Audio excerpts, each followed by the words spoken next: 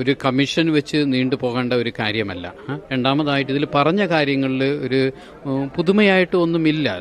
അതെങ്കിലും ആളുകളെ കുടിയിറക്കുകയില്ല. 125 വർഷങ്ങളോളം ഇവിടെ ജീവിച്ച ആളുകൾ എങ്ങനെ കുടിയിറങ്ങാൻ പറയും?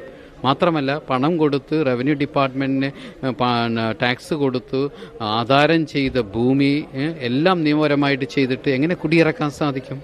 തീർച്ചയായിട്ടും അതവിടെ പറയേണ്ട ആവശ്യമില്ല. ഈ പന്തലിൽ വരുന്ന ഓരോ വ്യക്തിയും പറയുന്നൊരു കാര്യമാണ് നിങ്ങളാരും കുടിയിറക്കാൻ വിടുകയില്ലെന്ന്.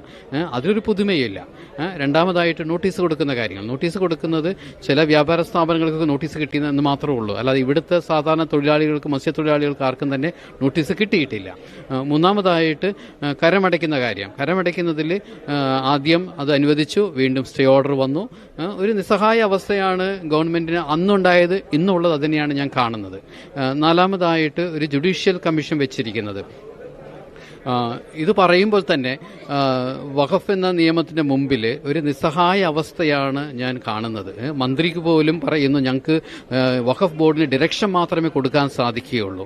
അപ്പം ഇതിൻ്റെ റൂട്ട് കോസ് എന്ന് പറയുന്നത് ഈ വഖഫ് നിയമം തന്നെയാണ്. വഖഫ് നിയമവും ഇന്ത്യൻ ഭരണഘടനയും ഒരുമിച്ച് പോകാൻ സാധിക്കുകയില്ല. അതുകൊണ്ട് തീർച്ചയായിട്ടും ഈ വഖഫ് നിയമം ഉള്ളത് കൊണ്ടാണ് ഇത്രയും അധികാരത്തിലുള്ളവർ പോലും നിസ്സഹായ അവസ്ഥയിലായിരിക്കുന്നത്.